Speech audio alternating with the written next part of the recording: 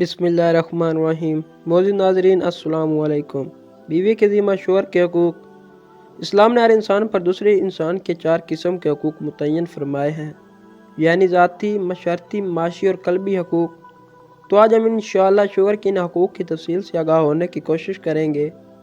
مستورات ان حقوق کو اپنی ذمہ داری کے اعتبار سے سنیں، جبکہ مرد حضرات انہیں بیویوں پر مسلط ہونے کے لیے نہیں بلکہ ان کی معاونت اور اپنی بیٹیوں کو ان کے شوہروں کے حقوق بتانے کے لیے سنیں۔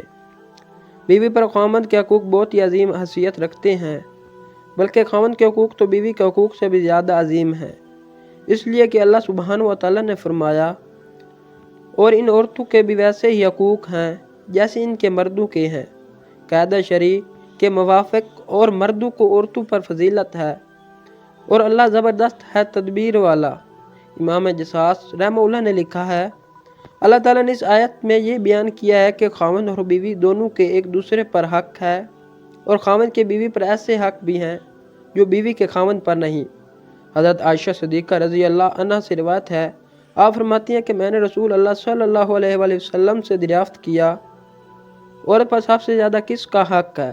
حضور صلی اللہ علیہ وآلہ وسلم نے ارشاد فرمایا، اس کے شوہر کا۔ پھر میں نے عرض کیا، مرد پر سب سے زیادہ کس کا حق ہے؟ آپ صلی اللہ علیہ وآلہ وسلم نے فرمایا، اس کی ماں کا۔ ایک صحابی رضی اللہ عنہ نے جب خاوند کے حقوق کے بارے میں سوال کیا تو آپ صلی اللہ علیہ وآلہ وسلم نے فرمایا، آدمی کا اس کی بیوی پر حق یہ ہے، اگر اس کے بدن پر کوئی زخم ہو اور اسے چاٹ لے تو بھی اس نے اس کا حق ادا نہیں کیا۔ حضرت ام سلمہ رضی اللہ عنہ سے روایت ہے کہ حضور اقدس صلی اللہ علیہ وآلہ وسلم نے ارشاد فرمایا کہ جس عورت کے اس حالت میں انتقال ہو جائے کہ اس کا شوہر اس سے راضی ہو، پورا جنت میں داخل ہوگی۔ آئیے سب سے پہلے شوہر کے ذاتی حقوق کی بات کرتے ہیں۔ ذاتی حقوق: حتۃ الوسع، شوہر کی جائز خوشی کے کاموں میں لگنا، شوہر کا احترام کرنا اور اس سے بات چیت کرتے ہوئے الفاظ، آواز اور لب و لہجے میں ادب کو ملحوظ رکھنا، اور اگر اسے بیوی کی طرف سے شوہر کا نام لے کر پکارنا پسند نہ ہو، اس کا لحاظ رکھنا۔ شادی ہو جانے کے بعد بیوی کے لیے شوہر کا نام اپنے نام کے ساتھ لکھنے یا استعمال کرنے کے بارے میں کوئی شرعی ممانعت نہیں ہے۔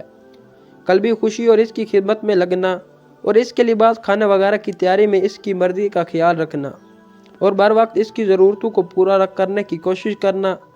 مثلا دفتر وغیرہ جانے کے وقت اس کے کپڑے تیار ہوں، جوتے تیار ہوں، اس کی ضروری اشیاء اس نے اپنے ساتھ لے جانی ہیں وہ تیار ہوں، اور سب اشیاء ایک متعین جگہ یا نظروں کے سامنے والی جگہ میں موجود ہوں۔ ایمرجنسی کے احوال میں کام آنے والی چیزیں، بالخصوص اضافی سوٹ وغیرہ استری شدہ تیار رکھنا۔ اس کے واپس آنے کے بعد گھر کی صفائی ستھرائی مکمل کیے ہوئے رکھنا، اور شوہر کے کھانا کھانے کے وقت میں کھانا تیار رکھنا، وغیرہ وغیرہ امور شوہر کے خوش کر دینے والے ہیں۔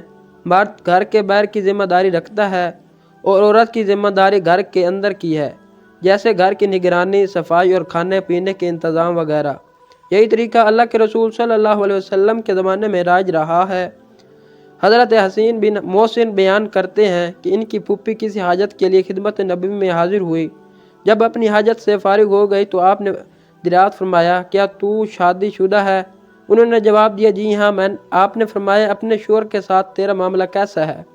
انہوں نے کہا، اے اللہ کے رسول، میں اس کے حق کی ادائیگی اور خدمت میں کوئی کوتاہی نہیں کرتی، اللہ یہ میرے بس سے باہر ہے۔ آپ نے فرمایا، دھیان رکھنا اس کے ساتھ تمہارا معاملہ کیسا رہتا ہے، وہ تمہارے لیے جنت یا جہنم کا سبب ہے۔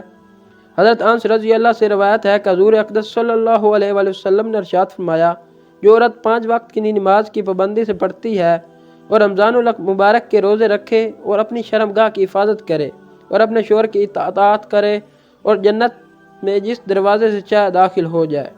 بیوی کا انس اور محبت میں شوہر کو ہر وقت کے لیے خود پر اختیار دینا۔ حضرت طلق بن علی رضی اللہ تعالیٰ عنہ سے روایت ہے کہ رسول اللہ صلی اللہ علیہ وسلم نے ارشاد فرمایا، جو شخص اپنی بیوی کو اپنی حاجت کے لیے بلائے تو اسے چاہیے کہ فوراً آ جائے۔